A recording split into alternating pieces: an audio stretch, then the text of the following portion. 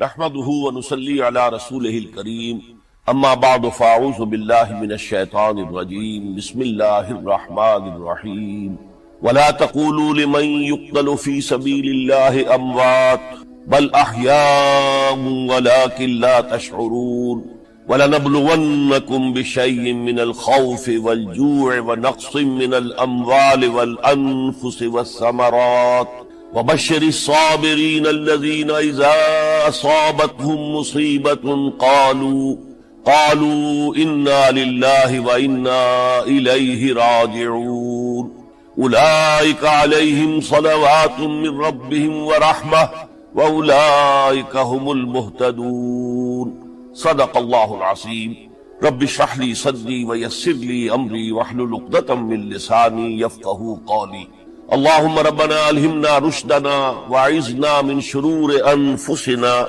اللهم ارنا الحق حقا وارزقنا اتباعه وارنا الباطل باطلا وارزقنا اجتنابه آمین یا رب العالمین۔ معزز حاضرین اور محترم ناظرین و سامعین، السلام علیکم ورحمۃ اللہ وبرکاتہ۔ آج ہماری سہ روزہ تقاریر کی آخری کڑی ہے۔ آپ کو یاد ہوگا کہ سب سے پہلے خطاب میں ہم نے قرآن کا فلسفہ شہادت سمجھا، قرآن مجید میں یہ اصطلاح کس معنی میں آئی ہے، اور اس کے ساتھ ہی امت مسلمہ کا فرض منصبی وَكَذَلِكَ جَعَلْنَاكُمْ أُمَّةً وَسَطًا لِتَكُونُوا شُهَدَاءَ عَلَى النَّاسِ وَيَكُونَ الرَّسُولُ عَلَيْكُمْ شَهِيدًا۔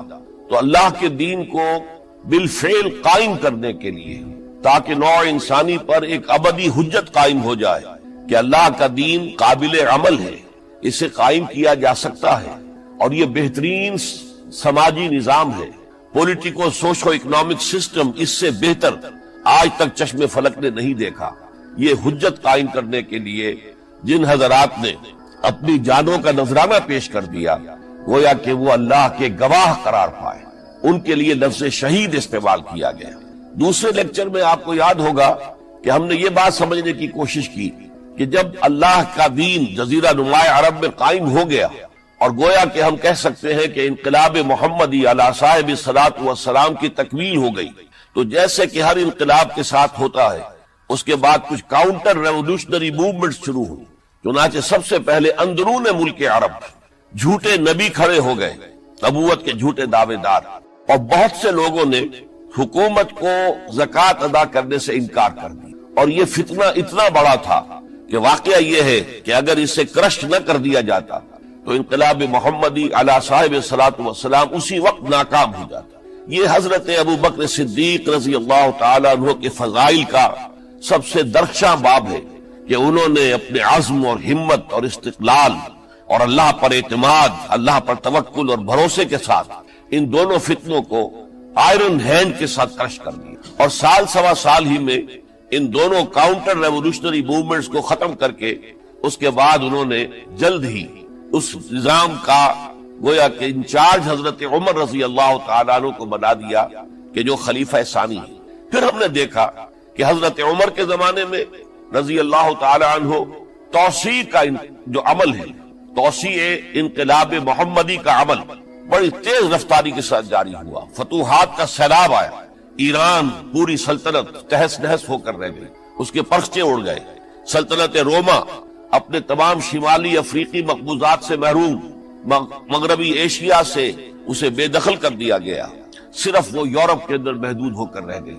اب ظاہر بات ہے کہ اس کے خلاف بھی تو پھر رد عمل ہونا تھا، کاؤنٹر ریولوشنری موومنٹس اٹھنی تھی، تو سب سے پہلے حضرت عمر رضی اللہ تعالی عنہ کی خلافت اور اس کے چراغ کو بجھانے کے لیے ایران کی طرف سے رد عمل ظاہر ہوا۔ ہرموزان جو ایک بڑا ان کا جرنیل تھا، اس کی سازش اور ابو لولو فیروز کے ذریعے سے حضرت عمر رضی اللہ تعالیٰ عنہ کو شہید کر دیا گیا۔ سمجھا یہ گیا تھا کہ یہ ساری عمارت شاید اسی شخصیت کی بل پر کھڑی ہے، لہذا جب میدان سے حضرت عمر ہٹ جائیں گے تو یہ خلافت کی پوری عمارت جو ہے وہ زمین بوس ہو جائے گی۔ لیکن معلوم ہوا یہ عمارت محمد کی بنائی ہوئی تھی صلی اللہ علیہ وسلم۔ کھنڈر بتا رہے ہیں عمارت عظیم تھی، بڑی عظیم عمارت تھی جو حضور نے تعمیر کی تھی، لہذا حضرت عمر کی شہادت سے کوئی فرق واقع نہیں ہوا۔ حضرت عثمان رضی اللہ تعالیٰ عنہ آ گئے میدان میں، اور میں بتا چکا ہوں آپ کو کہ ان کے میں دور خلافت کے جو 12 سال ہیں ان میں سے پہلے 10 سال بالکل حضرت عمر فاروق رضی اللہ تعالیٰ عنہ کی خلافت کے دور کی مثال ہے. اسی تیزی کے ساتھ انقلاب جو ہے آگے بڑھ رہا تھا، فتوحات کا دائرہ پھیل رہا تھا، اور اندرون ملک پورا امن، سکون، اطمینان اور چین تھا. لیکن ان کی دور خلافت کے آخری دنوں میں اب یہودیوں کی طرف سے رد عمل اور ایک کاؤنٹر ریولوشنری موومنٹ عبداللہ ابن سبا کے ذریعے سے، کہ جس نے اسلام کا لبادہ اوڑھا اور منافقت کے پردے کے ساتھ وہ عالم اسلام میں داخل ہوا. اور اس نے چونکہ دیکھ لیا کہ پرانی چپتلش ہے، پرانی چشمک ہے جو قریش کے 2 بڑے قبیلوں کے مابین یا 2 بڑے گھرانوں کے مابین چلی آ رہی تھی، بنو ہاشم، بنو امیہ. تو پہلے 2 خلفاء جو تھے وہ نہ بنو ہاشم سے تھے نہ بنو امیہ سے تھے. حضرت ابو بکر صدیق بنو تیم سے تھے، حضرت عمر بنی عدی میں سے تھے، لیکن حضرت عثمان اب بنو امیہ میں سے تھے.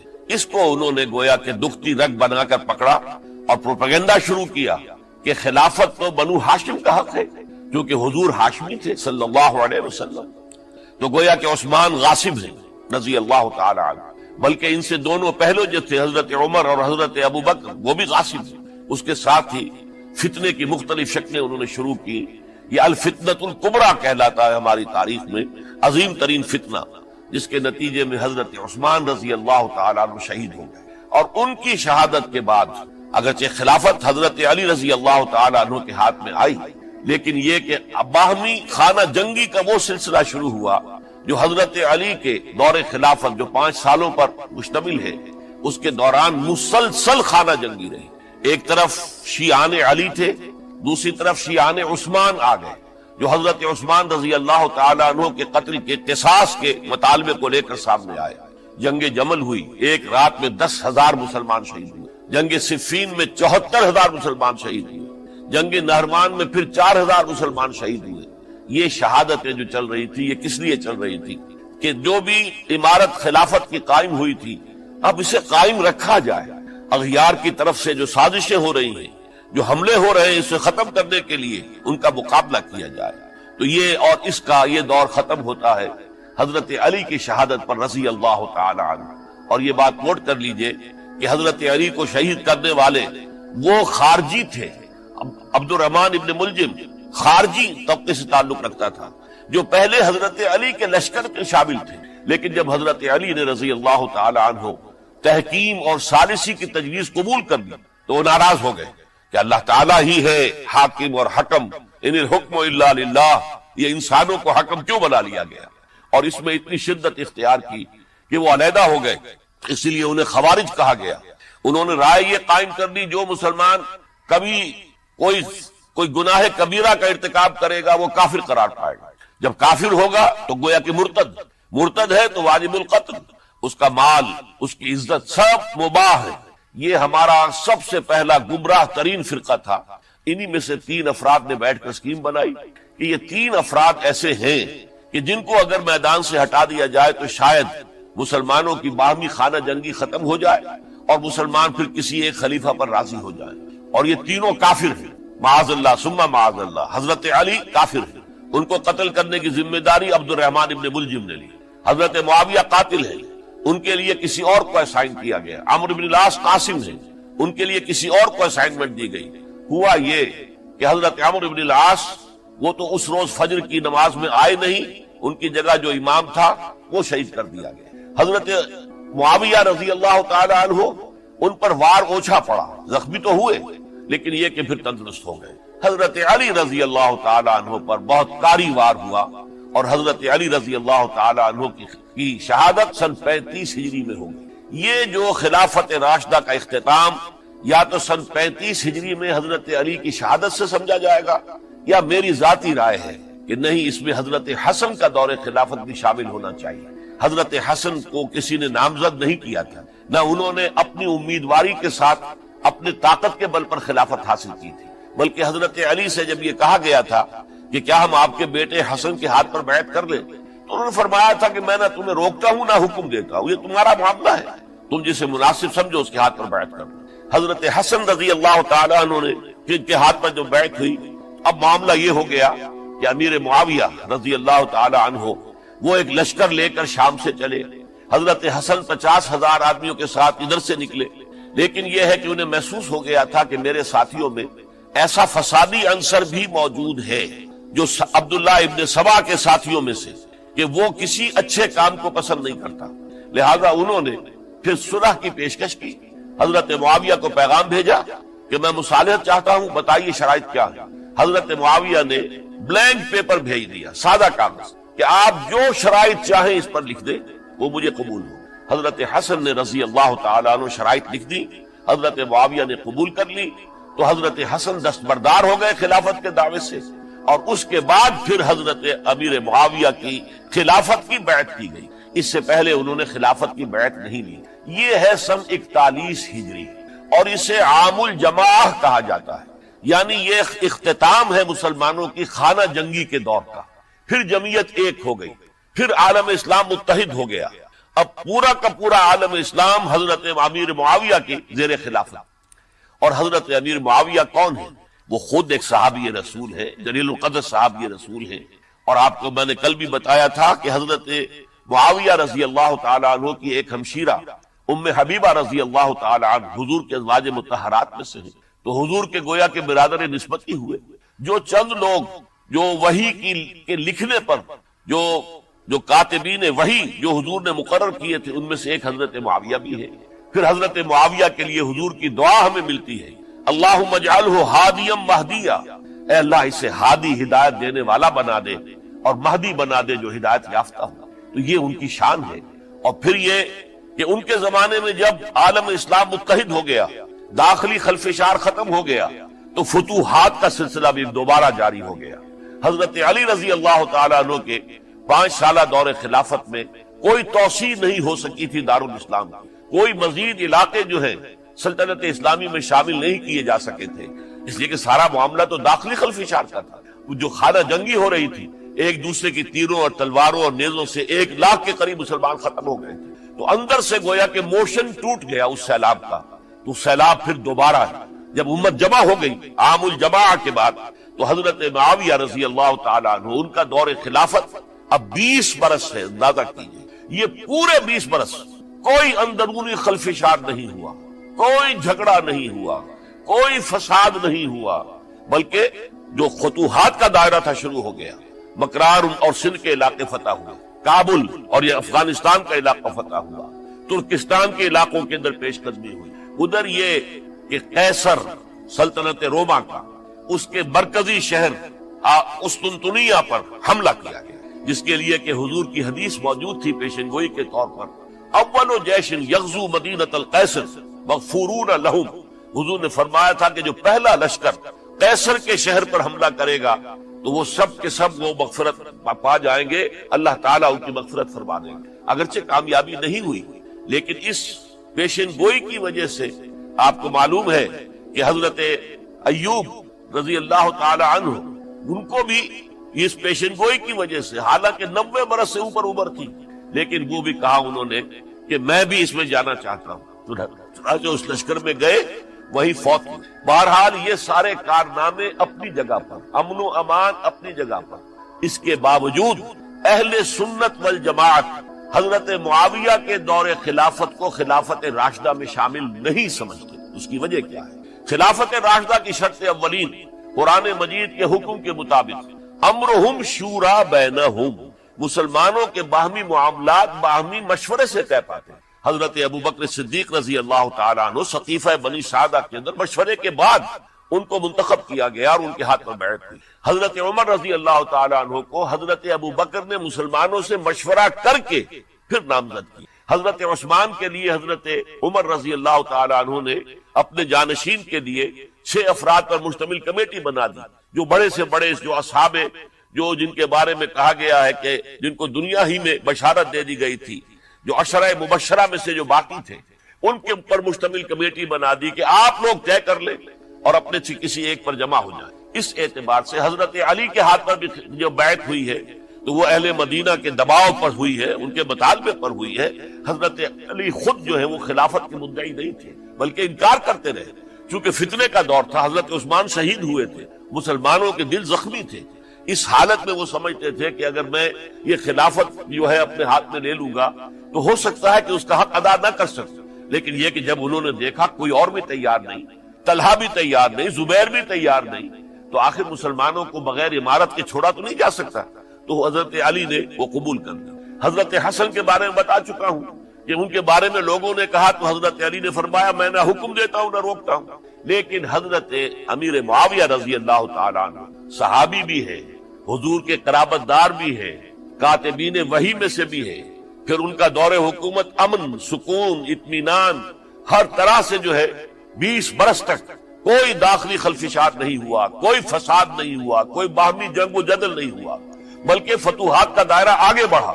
اس کے باوجود چونکہ انہوں نے طاقت سے خلافت حاصل کی، لہذا ان کے دور خلافت کو ہم خلافت راشدہ میں تسلیم نہیں، حالانکہ وہ خود راشد ہیں، اس لیے کہ تمام صحابہ کرام کے بارے میں سورہ حجرات میں فرمایا وَلَكِنَّ اللَّهَ حَبَّبَ إِلَيْكُمُ الْإِيمَانَ وَزَيَّنَهُ فِي قُلُوبِكُمْ وَكَرَّهَ إِلَيْكُمُ الْكُفْرَ وَالْفُسُوقَ وَالْعِصْيَانَ أُولَٰئِكَ هُمُ الرَّاشِدُونَ۔ تمام صحابہ کرام کی شان یہ ہے کہ اللہ تعالیٰ نے ان کے دلوں میں ایمان کو کھبو دیا ہے، ایمان ان کے دلوں میں رچ گیا ہے، بس گیا ہے، جم گیا ہے، اور کفر سے، فسق سے انہیں تبھی نفرت ہو گئی ہے، اور یہ سب کے سب راشدون ہیں، تو تمام صحابہ راشدون ہیں۔ اس اعتبار سے خود حضرت امیر معاویہ بھی راشدون میں شامل ہے، لیکن خلفائے راشدین میں شامل نہیں ہے۔ خلفائے راشدین عام طور پر تو ہم کہتے ہیں حضرت ابوبکر، حضرت عمر، حضرت عثمان، حضرت علی۔ میں نے اپنی ذاتی رائے، حقیر سی رائے عرض کی ہے، اس میں حضرت حسن کا دور بھی شامل ہونا چاہیے 6 مہینے کا، تب وہ 30 برس پورے ہوتے جو حدیث میں آیا ہے کہ خلافت جو ہے وہ 30 برس رہے گی، اس کے بعد ملوکیت شروع ہو جائے گی۔ تو ملوکیت کا پہلا قدم یہ تھا کہ حضرت معاویہ نے طاقت سے بزور خلافت حاصل کی، اس لیے ان کو خلیفہ راشد ہم نہیں کہتے۔ البتہ یہ ضرور ہے کہ ان کا دور بہت پرسکون دور تھا۔ البتہ جب 10 برس گزر گئے حضرت معاویہ کے دور حکومت کو، اب میں یہاں لفظ خلافت کی بجائے دور حکومت استعمال کر رہا ہوں کیونکہ خلافت راشدہ سے ذرا اس کا فرق واضح ہو جائے گا، تو اس وقت ایک اور صحابی، جلیل القدر صحابی مغیرہ ابن شعبہ رضی اللہ تعالی عنہ، وہ حضرت معاویہ کے پاس آئے اور انہوں نے یہ کہا کہ دیکھیے اگر آپ نے اپنے بعد اپنا جانشین نامزد نہ کیا تو ہو سکتا ہے پھر فسادات پیدا ہو جائے، پھر مختلف لوگ خلافت کا دعویٰ لے کر کھڑے ہو جائیں، پھر خانہ جنگی ہو جائے۔ 5 برس کی خانہ جنگی میں 1 لاکھ سے زیادہ مسلمان شہید ہو چکے ہیں، قتل ہو چکے ہیں، ہلاک ہو چکے ہیں، اب دوبارہ وہی دور نہ آ جائے، لہذا آپ اپنا جانشین نامزد کر دیں۔ امیر معاویہ ریلیکٹنٹ تھے، لیکن انہوں نے دلائل دیے، دلائل مضبوط تھے۔ انہوں نے کہا کہ اب کبار صحابہ دنیا سے رخصت ہو چکے، وہ جماعت کہ جن کی تربیت اور تزکیہ، جن کی تعلیم حضور نے خود کی تھی اور ان کو اندر سے پاک کر دیا تھا، ان کی نیتیں بالکل پاک ہو چکی تھی، کوئی نفسانیت ان میں نہیں رہی تھی، وہ جماعت تو اکثر و بیشتر اب ختم ہو چکی، فوت پا چکے، وفات ہو چکی، لہذا اب جو ہے اکثر و بیشتر نو مسلم ہیں جو بعد کے فتوحات کے ذریعے سے اسلام لائے ہیں، لہذا ان کے اندر نہ وہ پختگی ہے، نہ ان کے اندر وہ تقوی ہے، نہ تدین ہے، نہ اصول پرستی ہے۔ اسلام کی پوری تعلیمات جو ہیں وہ ان کے وجود کے اندر، ان کے شعور کے اندر گہری اتری ہوئی نہیں ہے، لہذا اب صورتحال وہ نہیں رہ سکے گی جو حضرت ابوبکر یا حضرت عمر یا حضرت عثمان یا حضرت علی کے زمانے میں تھی، لہذا آپ نامزد کی۔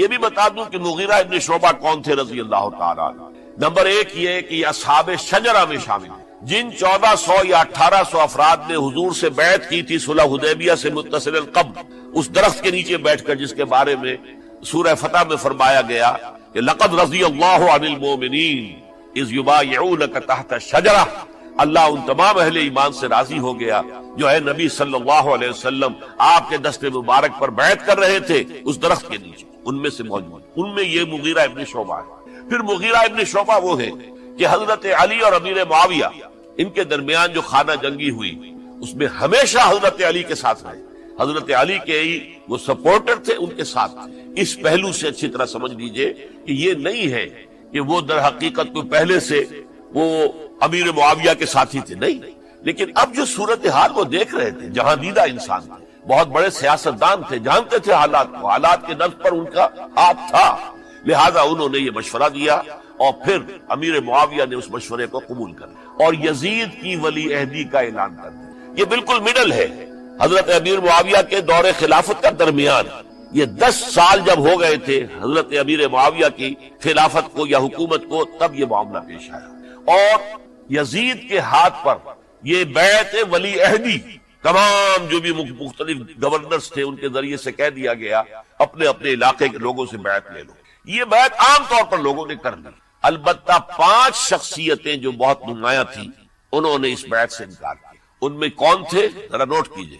حضرت ابو بکر فوت ہو چکے، ان کے بیٹے عبد الرحمن ابن ابی بکر. حضرت عمر فوت ہو چکے، ان کے بیٹے عبداللہ ابن عمر. حضرت زبیر فوت ہو چکے، ان کے بیٹے عبداللہ ابن زبیر. حضرت عباس فوت ہو چکے، ان کے بیٹے عبداللہ ابن عباس.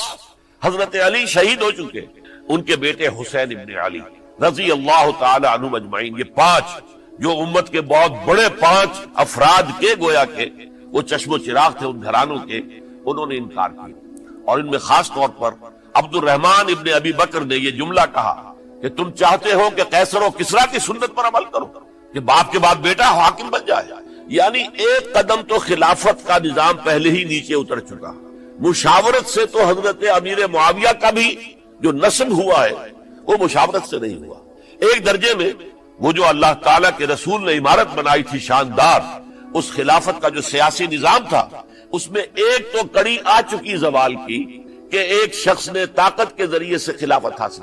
اب اس کی اگلی کڑی لانا چاہتے ہو کہ قیصر و کسریٰ کے طریقے سے خاندان کے اندر، ایک قبیلے کے اندر یہ خلافت جو ہے یا حکومت جو ہے نسل بعد نسل، باپ کے بعد بیٹا اور بیٹے کے بعد پوتا، اس کو ہم کبھی گوارا نہیں کریں.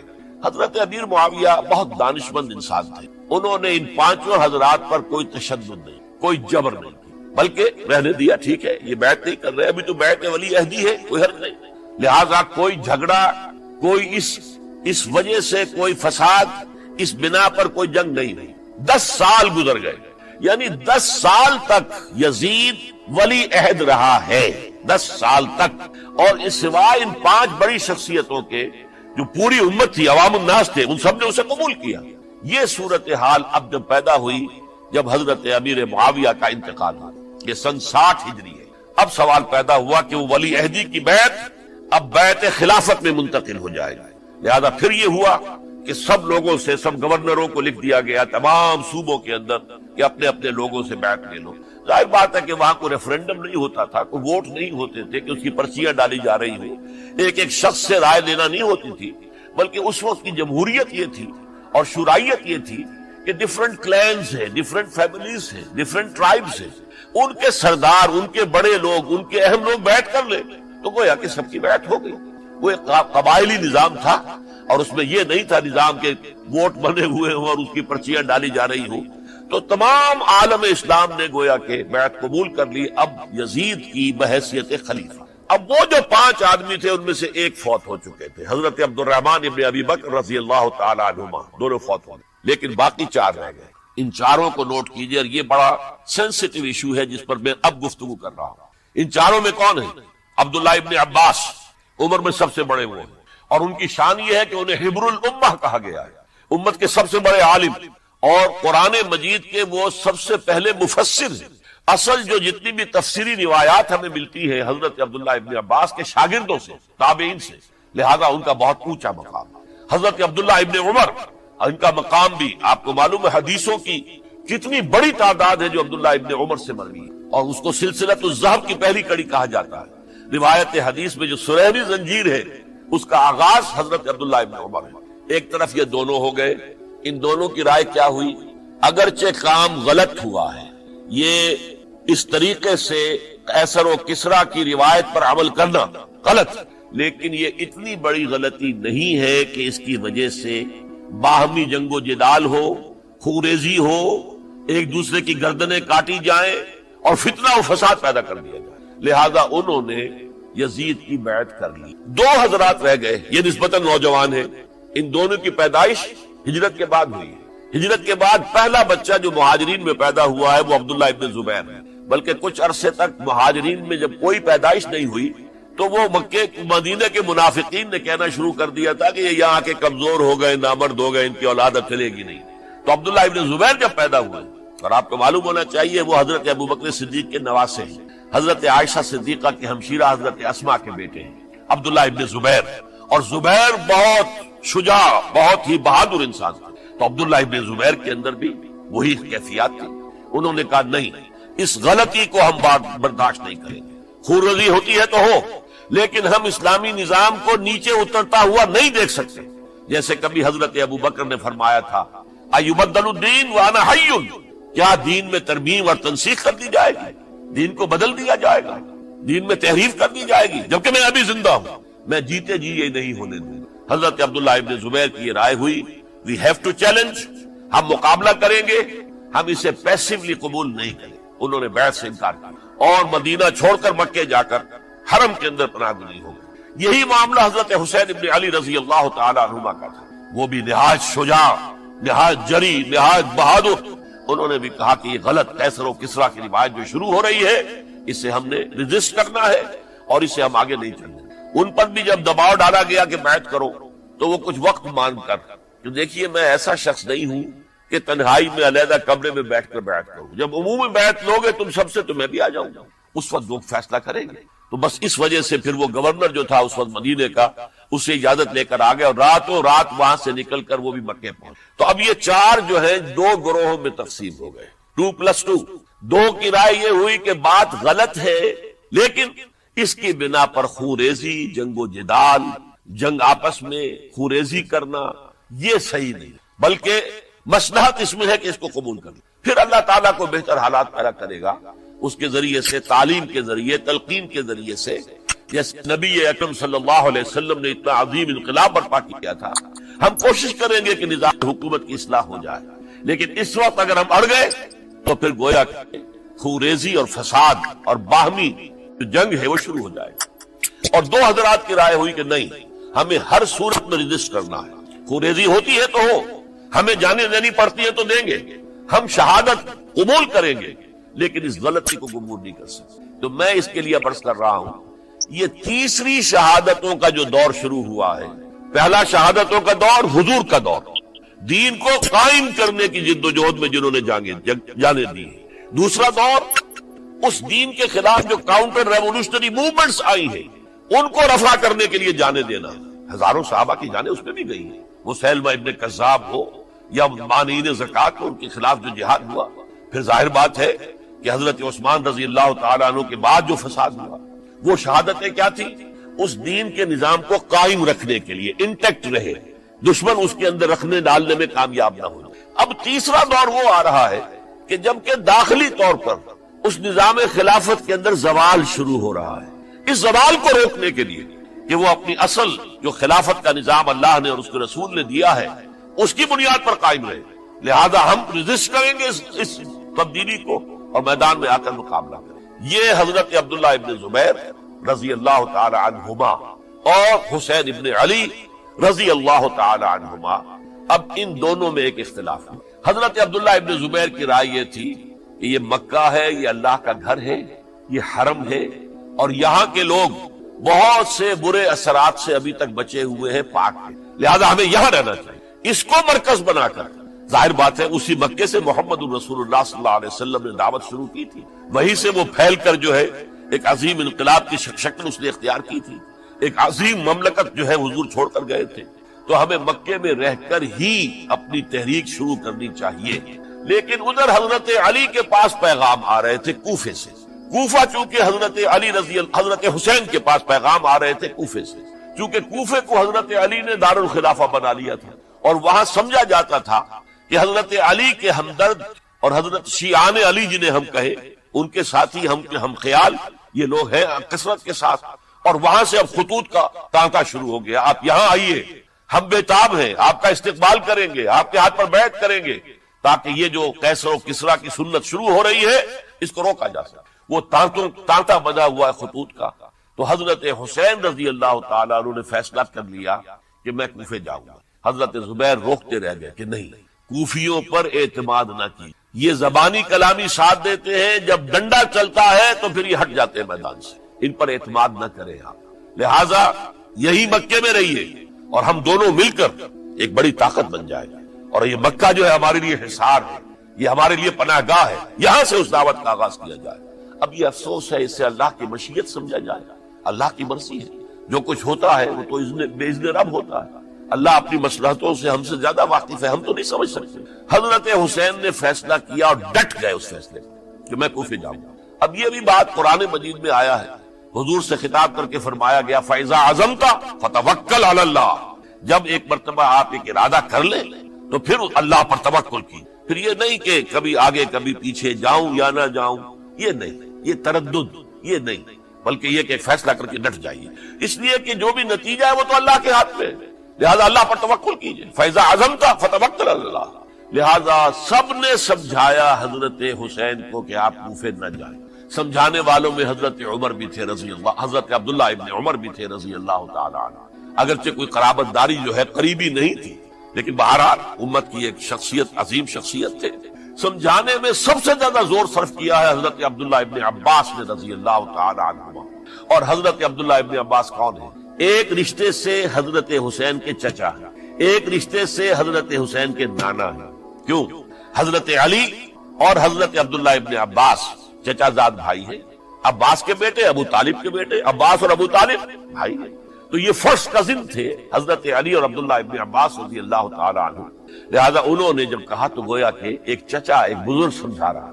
اور دوسرے رشتے سے حضور نانا تھے حضرت حسین کے، اور حضور بھی کزن تھے حضرت عبداللہ ابن عباس کے، چچا زاد بھائی.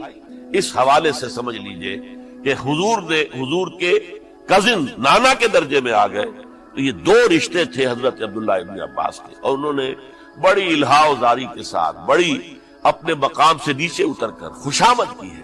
حسین خدا کے لیے بعد آ جا، حسین خدا کے لیے بعد آ جا. حسین اگر جانا ہی ہے تو اپنے بال بچوں کو لے کر نہ جاؤ. جس طریقے سے تمہارے باپ حضرت علی رضی اللہ تعالیٰ عنہ کو کوفہ کے اندر ذبح کر دیا گیا، کہیں ایسا نہ ہو کہ تمہیں بھی تمہارے بال بچوں کے سامنے ذبح کر دیا جائے.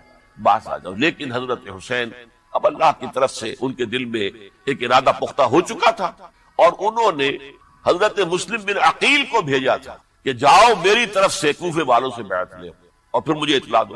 وہ گئے، وہاں 12,000 افراد نے بیعت کر لی. اب ان کا خط آ گیا کہ یہاں تو فضا بالکل ہموار ہے، اتنے لوگوں نے بیعت کی ہے، باقی بھی جیسے ہی آپ سامنے آ جائیں گے سب بیعت کر لیں گے. لہذا یہاں پر وہ ریزسٹنس کے لیے گویا کہ ہمارے پاس طاقت اس کوفے کے اندر بہت مضبوط طاقت ہوگی کہ ہم یزید کی حکومت کے خلاف ریزسٹ کر سکیں. اس کے بعد ہوا کیا؟ یزید نے عبید اللہ ابن زیاد کو گورنر بنا کر بھیج دیا. یہ شخص تھا بہت ڈنڈا چلانے والا. اس نے سختیاں شروع کی تو بہت سے لوگ اس بیعت سے قائم ہوئے، لیکن مسلم بن عقیل وہ میدان میں آئے اور ان کے ساتھ ہزاروں آدمی آ گئے جنہوں نے بیعت کی تھی، ابھی تک بیعت پر قائم تھے، اور انہوں نے گورنر کے گھر کا گھیراؤ کیا.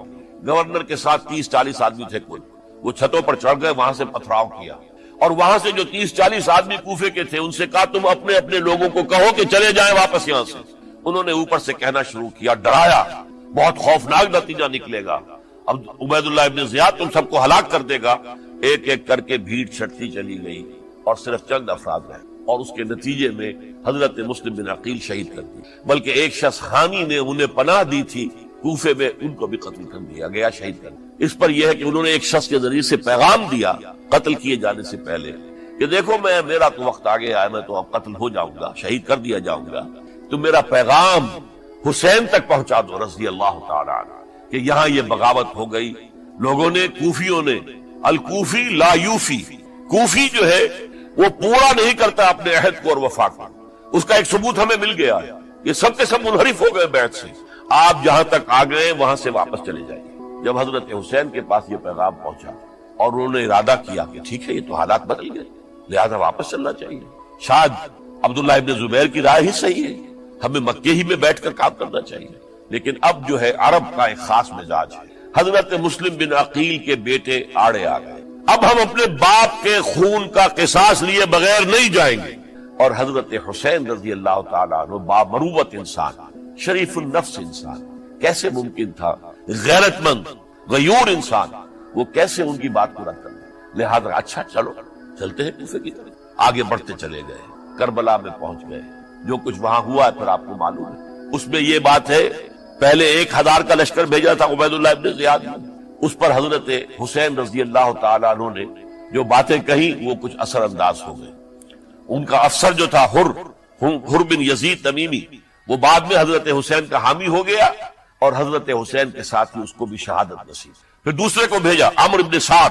عمرو ابن سعد بھی ایک بڑی عظیم شخصیت کا بیٹا تھا. حضرت سعد ابن ابی وقاص جو فاتح ایران تھے اور جن کو غزوہ احد کے موقع پر حضور نے فرمایا تھا کہ اے سعد تیر چلاؤ میرے ماں باپ تم پر قربان ہوں. جبکہ احد میں گھیراؤ کر لیا تھا حضور کا اور کفار قتل کرنے کے لیے ہجوم کر رہے تھے اور کچھ حضرات تیر چلا چلا کے انہیں پھینک رہے تھے، دور جو ہے ہٹا رہے تھے. ان میں سے حضرت سعد ابن ابی وقاص بھی تھے. پھر وہ فاتح ایران تھے، اسی لیے گورنر بن گئے تھے ایران کے. سعد جو ہے ان کا بیٹے یہ عمرو جو ہے یہ اب ایک بڑے صوبے کا گورنر بھی تھا. اس وقت 4000 آدمی دے کر بھیجا. وہ بھی نرمی کرتا رہا، اس نے کوئی تشدد نہیں کیا. اس کے اندر بہرحال اپنے عظیم باپ کے خون کا کچھ اثر تھا.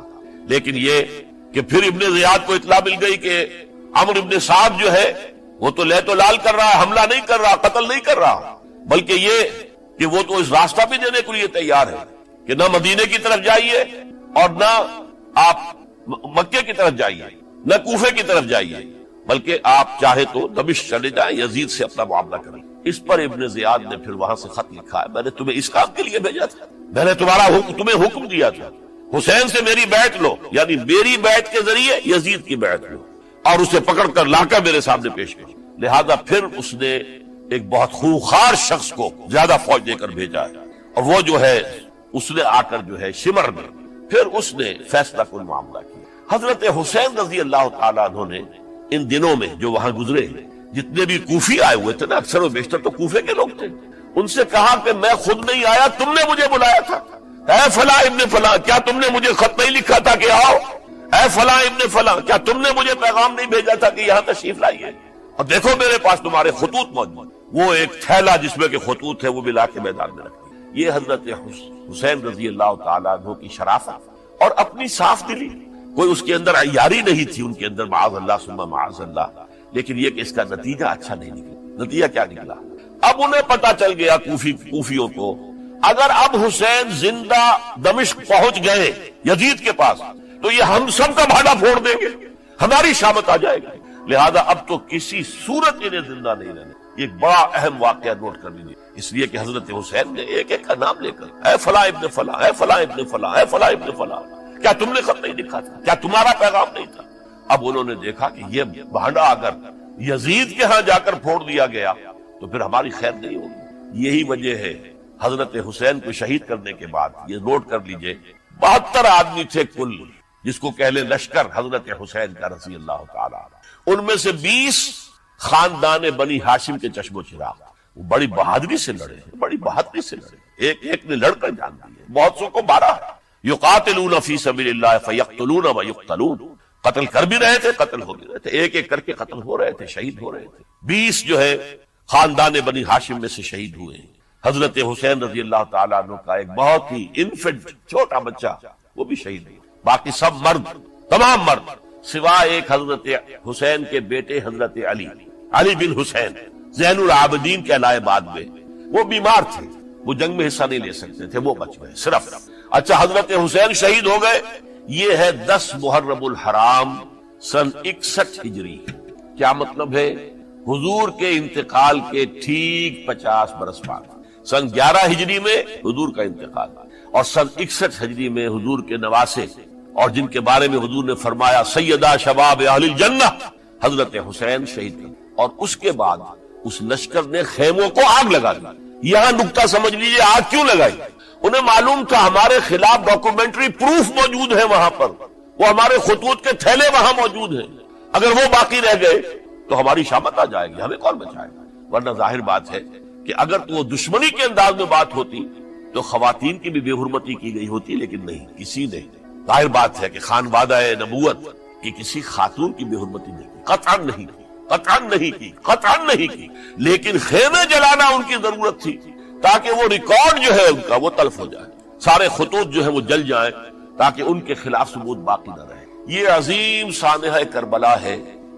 اب چونکہ یہ ہماری تاریخ کے ان واقعات میں سے ہے جس پر بہت کچھ اختلافات ہیں، مختلف گروہوں کی تعبیرات بہت مختلف ہیں. ایک طرف اہل تشیع کا اپنا بیان ہے، دوسری طرف اہل سنت کا ایک اجماعی بیان ہے، تیسری طرف کچھ ایسے لوگ پیدا ہو گئے جو حضرت حسین رضی اللہ تعالیٰ عنہ پر الزام لگا رہے اہل سنت میں سے کہ وہ تو حکومت کے طالب تھے، وہ اقتدار کے خواہش مند تھے، واجب القتل تھے۔ معاذ اللہ ثم معاذ اللہ ثم معاذ اللہ۔ حضرت حسین اگرچہ صغار صحابہ میں سے تھے، یعنی حضور کی حیات طیبہ میں ابھی چھوٹے بچے تھے، لیکن ان کا شمار صحابہ میں ہے۔ اور پھر یہ وہ شخص ہے جو حضور کی گود میں کھیلا ہے، یہ وہ ہے جو حضور کے شانوں کے اوپر جس نے سواری کی۔ علامہ اقبال نے جیسے حضرت اسماعیل کے لیے کہا ہے کہ وہ فیضان نظر تھا یا کہ مکتب کی کرامت تھی، سکھائے کس نے اسماعیل کو آداب فرزندی۔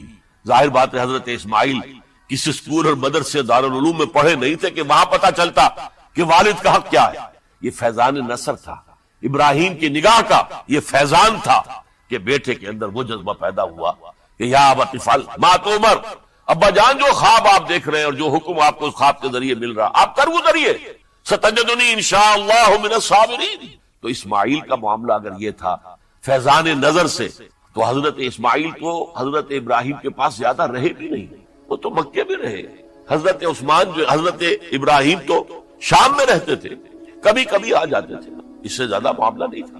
وہ فیضان نظر حضرت اسماعیل کو تھا، تو حضور صلی اللہ علیہ وسلم کا فیضان نظر کتنا ہوگا اس کا آپ اندازہ کی۔ یہ کوئی جنگ اقتدار نہیں تھی، معاذ اللہ ثم معاذ اللہ ثم معاذ اللہ، بلکہ انہوں نے اپنا ایک فرض منصبی سمجھا ہے کہ میرے نانا کا لایا ہوا نظام اور اس کے اصول اب ٹوٹ رہے ہیں۔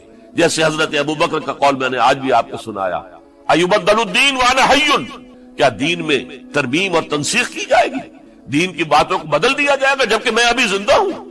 اسی طریقے سے گویا کہ زبان حال سے حضرت حسین اور عبداللہ ابن زبیر رضی اللہ تعالی عنہم ان دونوں نے یہ فیصلہ کیا کہ ہم روکیں گے اس کو۔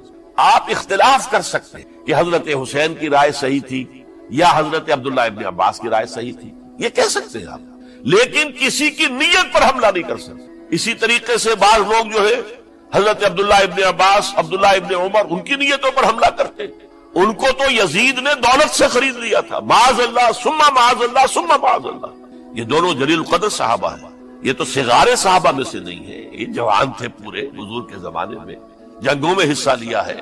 حضرت عبداللہ ابن عمر نے، عبداللہ ابن عباس نے رضی اللہ تعالیٰ عنہما، انہیں کوئی رقم نہیں خرید سکتی تھی، کوئی دولت نہیں خرید سکتی، جو رائے انہوں نے قائم کی دیانتاً قائم کی۔ اور ہمارے ہاں اصول یہ ہے کہ جب کوئی نئی صورتحال پیدا ہو جائے اور اجتہاد کی ضرورت پیش آ جائے اور پوری کوشش کر کے مجتہد اجتہاد کر رہا ہے، تو اگر اسے غلطی بھی ہو جائے، مجتہد مخطی خطا کار، اس کو بھی اکیرا ثواب ملتا ہے، اور مجتہد مصیب وہ مجتہد کے جس کی رائے صحیح، جس کا فیصلہ صحیح، اسے دوہرا ثواب ملتا ہے۔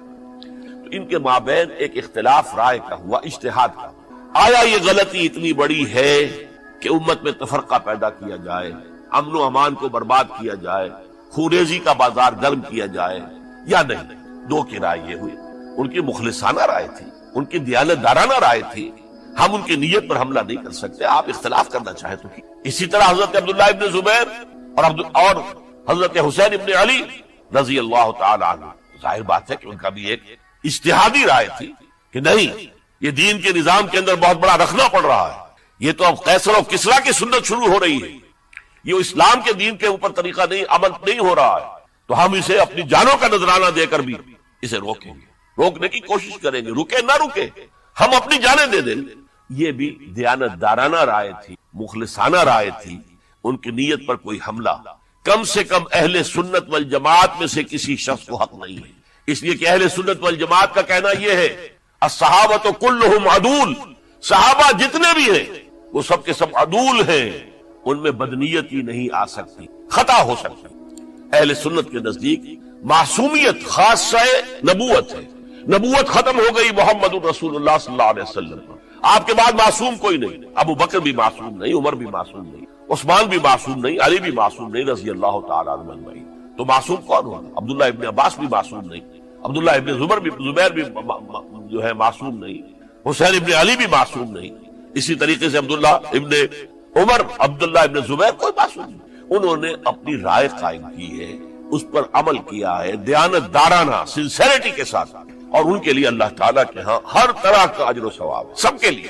حضرت عبداللہ ابن زبیر کی رائے اس اعتبار سے بہتر ثابت ہوئی، انہوں نے مکے میں پھر حکومت قائم کی، 9 برس تک ان کی حکومت قائم رہی، بنو امیہ ختم نہیں کر سکے، سن 73 میں جا کر ان کی شہادت ہوئی۔ اور ایک مرحلہ تو وہ بھی آیا تھا کہ شام اور مصر کی دونوں صوبے جو ہیں وہ بھی ان کے تحت آ گئے تھے۔ تو واقعہ یہ ہے کہ اگرچہ حضور نے ہمیں منع کیا ہے کہ کبھی یہ نہ کہا کرو کہ ایسا ہوتا تو ایسا ہو جاتا، نہیں، جو ہوا اللہ کی مرضی سے ہوا، اللہ کے اذن سے۔ حدیث کے الفاظ ہیں ان کلمۃ لو تفتح عمل الشیطان، یہ جو لو کاش یہ ہو جاتا، کاش یوں ہو جاتا تو بڑے اچھے نتیجے نکلتے، یہاں سے شیطان کا عمل شروع ہو جاتا۔ ورنہ واقعہ یہ ہے کہ دل سے یہ بات نکلتی ہے۔ اگر حضرت حسین اور عبداللہ ابن زبیر یکجا ہو جاتے اور مکے کو اپنا مرکز بنا کر جو عظیم مقصد انہوں نے اپنے سامنے رکھا تھا کہ یہ جو روایت غلط آ رہی ہے اسلام کے دینی سیاسی نظام کے اندر، اس کو ہم روکیں گے، تو اللہ تعالیٰ انہیں کامیابی عطا فرما دے۔ لیکن یہ پھر ہم کہیں گے ما شاء اللہ کان وما لم یشاء لم یکن، جو اللہ نے چاہا وہ ہوا اور جو اللہ نے نہیں چاہا وہ نہیں ہوئی۔ حضرت حسین کو وہ عظیم شہادت اللہ نے دینی تھی، وہ اونچا مقام عطا کرنا تھا، اور پھر ان کی عظیمت، ان کا صبر، ان کا ثبات، ان کا استقلال، معلوم ہوا کہ اللہ تعالیٰ نے انسانوں کے اندر کتنی کچھ طاقت رکھی ہوئی اور کتنی کچھ صلاحیتیں اللہ نے ودیت کی، وہ جس طرح ڈٹے رہے، کھڑے رہے۔ واقعہ یہ ہے کہ وہ بھی نوع انسانی کے لیے ہمیشہ کے لیے ایک سبق ہے، اور وہ سبق یہ ہے کہ آپ حق، جو بھی آپ حق سمجھے اس حق کے اوپر ڈٹ کر کھڑے ہو جائیں، اور اس میں پرواہ نہ کیجئے کہ آپ کی نفری کم ہے یا آپ کے ساتھ تعداد زیادہ، کوئی خیال نہ کیجئے، اس کے فکر نہ کیجئے کہ حالات ادھر ہیں یا ادھر ہیں، حالات سازگار آپ کے دشمن کے ساتھ ہیں یا آپ کے ساتھ ہے، کوئی فکر نہ کیجئے۔ حق ہے، اس کا ساتھ دینا لازم ہے، اس کے لیے جان دے دینا یہ سب سے بڑی کامیابی۔ وَلَا تَقُولُوا لِمَن يُقْتَلُ فِي سَبِيلِ اللَّهِ أَمْوَاتٌ، ہرگز نہ کہنا ان کو جو اللہ کی راہ میں قتل ہو جائیں کہ وہ مردہ ہیں، بل احیاء، وہ تو زندہ ہے، ولیکن لا تشعرون، یہ تمہیں شعور نہیں ہے۔ وَلَنَبْلُوَنَّكُمْ، اب یہ تمام مسلمانوں سے خطاب ہو رہا ہے، ہم تمہیں لازماً آزمائیں گے، بِشَيْءٍ مِّنَ الْخَوْفِ، خوف سے، وَالْجُوعِ، اور بھوک اور فقر و فاقے سے۔ حضرت حسین اور ان کے ساتھیوں کو پیاس کے ذریعے سے آزمایا گیا، حالانکہ دریا دور نہیں ہے لیکن پانی بند کر دیا گیا، کیسی کیسی شدت اور کیسے کیسے سخت حالات کا سامنا کیا، لیکن جھکے نہیں، گردن نہیں جھکی، ڈٹے رہے اپنے موقف کے اوپر۔ وَلَنَبْلُوَنَّكُمْ بِشَيْءٍ مِّنَ الْخَوْفِ وَالْجُوعِ وَنَقْصٍ مِّنَ الْأَمْوَالِ وَالْأَنفُسِ وَالثَّمَرَاتِ، اور ہم تمہیں جانی اور مالی نقصانات کے ذریعے سے آزمائیں گے۔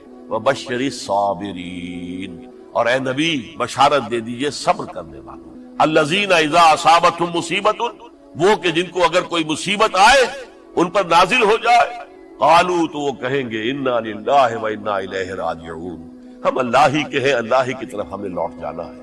اولئک علیہم صلوات من ربہم ورحمہ، یہ ہیں وہ جن پر ان کے رب کی طرف سے صلوات ہے، درود ہے اور رحمت ہے، وَأُولَئِكَ هُمُ الْمُهْتَدُونَ، اور یہی ہدایت یافتہ ہے۔